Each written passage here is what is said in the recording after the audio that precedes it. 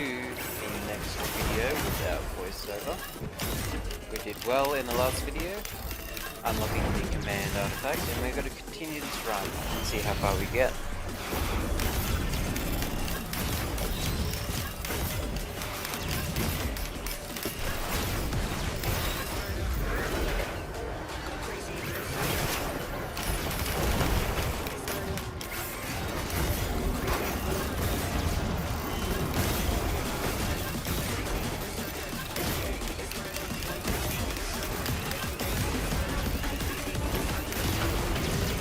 Okay, we're just sitting in the corner, sniping away things that we want.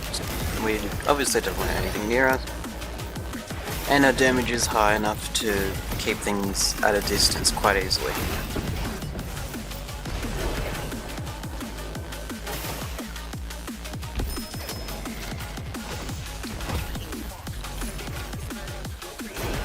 Second Gaunt's Tome, not really necessary, but will still be useful for gold gain.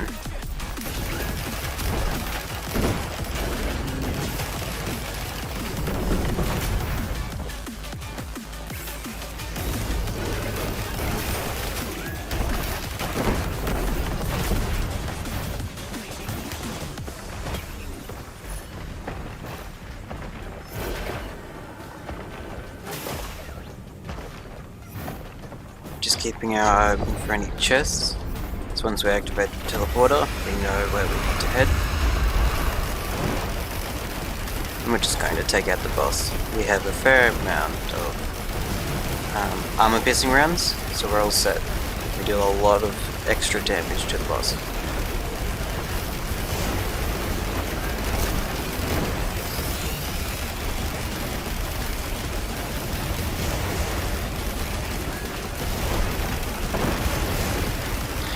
Currently we are staying inside the boss area to complete one of Malty's missions, Malty's Pest Control.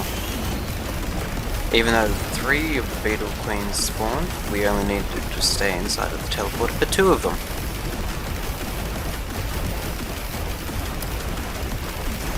And the 3rd one is gone. So now we just have to wait for the rest of the teleporter timer. We have a lot of AoE coming from the Gasoline, the Will-o'-the-Wisp, and the Ukulele.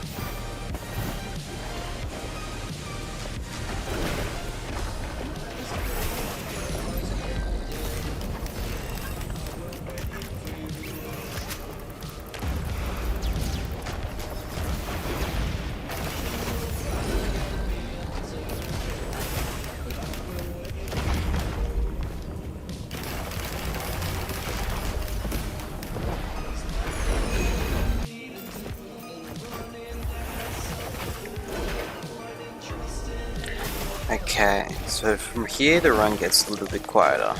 It is a lot of killing, but there isn't much that is influential that's happening. All of our items are doing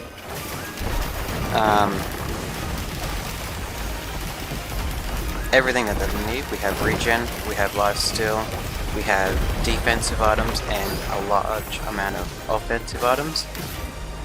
So most things that we get will not change. I'm going to skip the voice recording and head into the video, and we'll continue from there.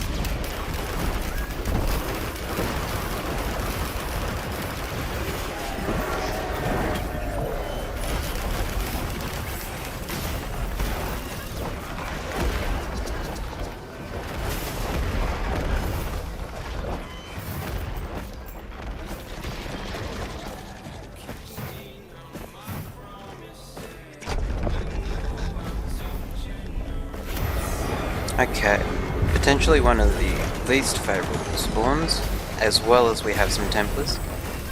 So we just backed out of the situation. It's easier to approach this from a range. It's an extremely dangerous situation to be in. Blazing Stone Titans can and will just end any of your runs, whether they're late game or not.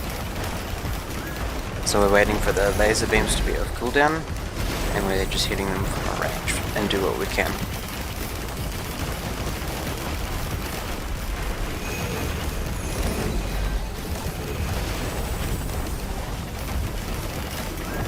Since there are multiple blazing beetles as well in near range, we want to take them out due to their homing. And you can see how the Templar is far enough away that it's not currently our priority. Then once the blazing beetles are gone, we can continue to take out the Templar. The reason we escaped there was we looked at the right side of our eye and we saw multiple blazing Blessers, which is still dangerous enough for us to run away.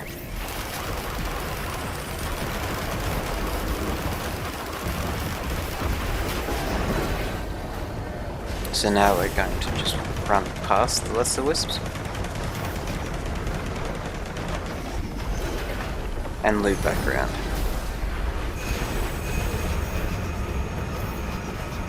We would have quite easily died if we did not have Wax Quail there. Wax Quail gave us enough movement speed to dodge enough of the laser beams to not be dead.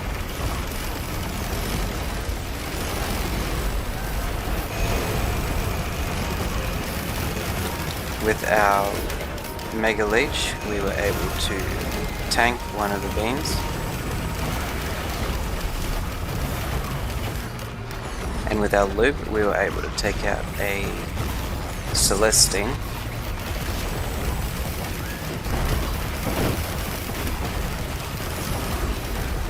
As you can see, all parts of our kit are important here. We need to deal enough damage as well as survive. And once we deal a lot of damage, we need to get out and regenerate. So we have all the important parts of the kit right here.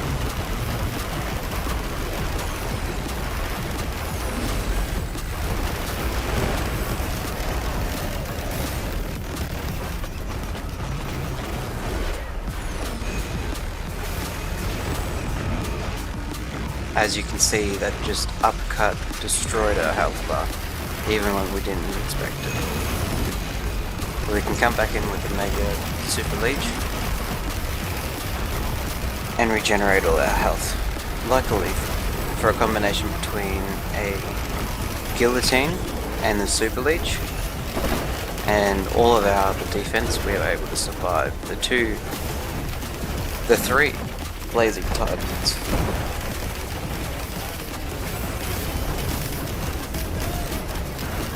And now we just need to wave clear.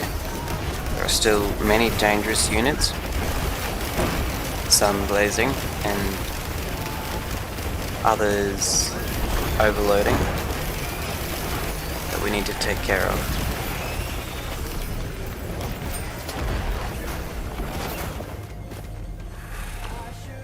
So all of that's done, the teleport is complete, and we can continue into the next.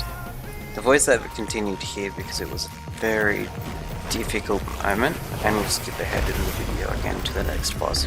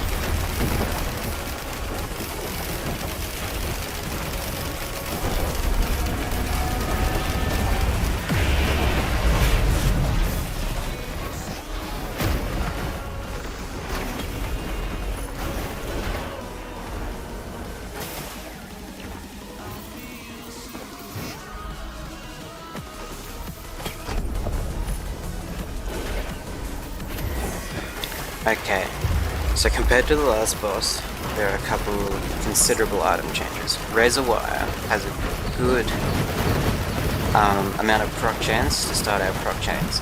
So Razor Wire is a very large amount of damage, and Leech Seed is a consistent amount of small regeneration. It's enough to not make us need to fully leave the situation to start regenerating. We can stay on the edge of battle.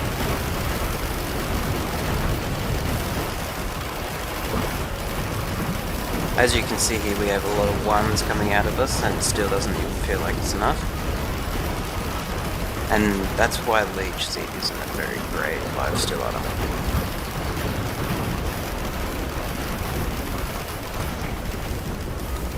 Lucky for us, though, we have enough cautious slugs, so once we stopped taking damage for a while, we fully regenerated our health.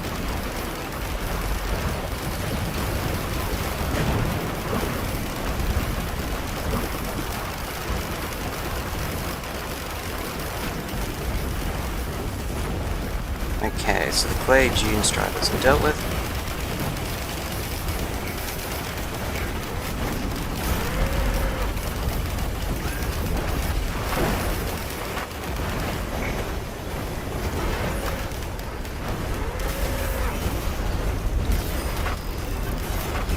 Hopefully you can't hear our neighbour's new puppy. They're slowly trying to get it not to bark.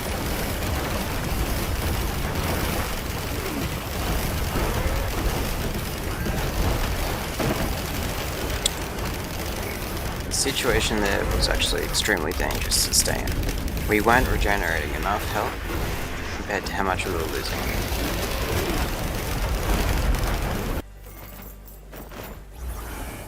Okay, so since we have completed enough stages to loop all the way back round to the third stage, which is Rally Point Delta, we spawned a Celestial portal. And this is the Celestial area. Once completing the path, you can choose to obliterate, which is where you will end the run and in turn trade your current life for Lunar Coins. Doing this the first time will unlock you the Mercenary. This is a very common usage of farming Lunar Coins, and Lunar Coins allow you to have a considerable amount more fun in your runs using lunar items. This will also give you the mastery of a survivor if you have done this in Monsoon, and this will change your skin. We have the same on Commando when we completed the kill on Mithrax. Now we have unlocked the Mercenary, potentially my favorite character, a melee samurai that does considerable amount of dashes. We'll catch you in the next video. This is Create Gaming.